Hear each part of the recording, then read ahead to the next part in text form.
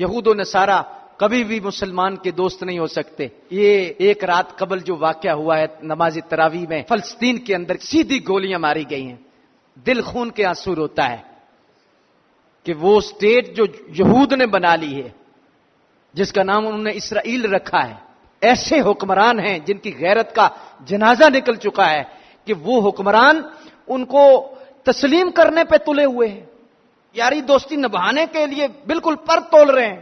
کچھ نے تو سین بھی کر دیے ہیں، اور اسلام دشمنی کی ان کی حد ہے، اور سیدھی گولیاں مار رہے ہیں. پوری کائنات میں سب سے بڑا دہشت گرد یہودی ہے. یہ یہود و نصارہ دہشت گرد ہیں. کشمیر کے اندر کتنی دہشت گردی ہوئی.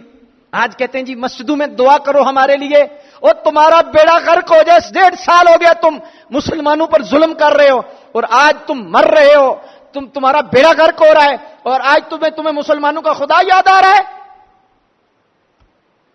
ٹھیک ہے ہمدردی کر رہے ہیں جی، ہمدردی ہم کر کے تو کوئی ایمبولینس بھیج رہے ہیں، کوئی کچھ چیز بھیج رہے ہیں، کوئی کچھ چیز بھیج رہے ہیں. تمہیں کشمیر کے مسلمانوں کے متعلق ہمدردی نہیں آتی؟ کیا انہوں نے نہیں کیا؟ کیا کچھ نہیں ہو رہا؟ کتنا عرصہ ہو گیا کہ لاک ڈاؤن ہے. پھر میرا رب غیرت والا ہے کہ اس لاک ڈاؤن کو نہ کھولنے کی وجہ سے اللہ نے پوری دنیا پر ہی لاک ڈاؤن کر دی ہے. ایک بزرگ سے کسی نے پوچھا کہ یہ کیا ہے کہ منہ چھپائے ہوئے ہیں؟ فرمایا کرتوت ایسے ہیں کہ منہ کو ظاہر نہیں کر سکتے.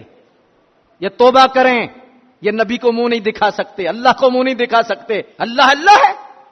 تو فلسطین کے اندر جو کھلواڑ کھیلا گیا، امت مسلمہ کو غیرت کرنی چاہیے، بالخصوص مسلمان حکمرانوں کو غیرت کرنی چاہیے کہ جو دوستی کے ہاتھ بڑھانا چاہتے ہیں، جو اس کو تسلیم کرنے پہ تلے ہوئے ہیں.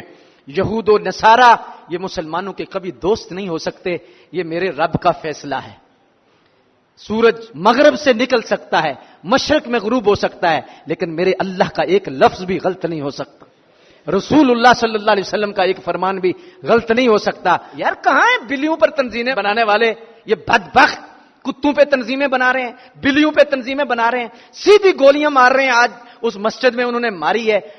ایسے آنسو آتے ہیں یار وہ منظر دیکھ کر کہ نمازی نماز پڑھ رہے ہیں مسلمان، اور وہ فوجی بدبخت جتنے یہودی ہیں وہ سارے کے سارے گولیاں مار رہے ہیں. خون خون مسجد ہو رہی ہے جی. تو یہ کتوں کی تنظیمیں بنا رہے ہیں جی. ہم حقوق کا بڑا پاس رکھتے ہیں، ہم حقوق کا بڑا خیال رکھتے ہیں، ہم حقوق انسانیت پر بہت کام کر رہے ہیں. حقوق انسانیت تمہیں یہ نظر نہیں آ رہے؟ اور دہشت گردو، اور بدبختو، تمہیں کشمیر میں نہیں یاد آ رہا؟ کتا کوئی مر جائے تو تمہیں پتا ہوتا ہے. اور یہ بھی تنظیمیں انہوں نے اس لیے بنائی ہیں کہ مسلمان کسی ملک کے اندر ان کے کسی بندے کو، فرد کو کوئی تکلیف ہو، جیسے آجیہ ملونہ جیسی بدبخت عورت، جہنمی عورت، تو فوراً بلا لیا. تو ہم چونکہ غلام ہیں جی حضور والے ہیں، اور ہم کہتے ہیں مجھے پتا ہے کہ مغرب کیا چاہتا ہے، مجھے پتا ہے کہ مغرب کیا کر سکتا ہے، مجھے پتا ہے کہ ان کو کیسے ٹھیک کیا جا سکتا ہے. تجھے نہیں پتا، پتا قرآن والوں کو ہے اور نبی کے فرمان والوں کو. یہ تمہارے کبھی دوست نہیں ہو سکتے. اللہ اکبر. حضور نے فرمایا مسلمان دنیا کے دوسرے کونے پر اسے تکلیف ہو تو فرمایا وہ ہاتھ کی مانند ہے، آنکھ کی مانند ہے، پاؤں کی مانند ہے، جسم کے حصے کی مانند ہے.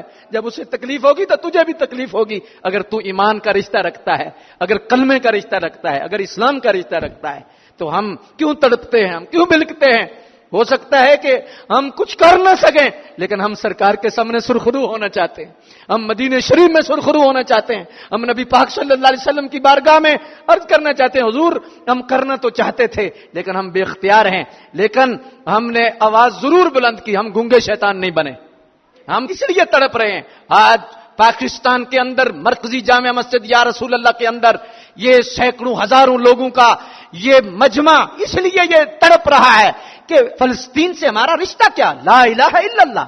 فلسطین سے رشتہ کیا؟ فلسطین سے رشتہ کیا؟ کشمیر سے رشتہ کیا؟ کشمیر سے رشتہ کیا؟ فلسطین سے رشتہ کیا؟ دہشت گردوں اپنی دہشت گردی بند کرو. دہشت گردوں اپنی دہشت گردی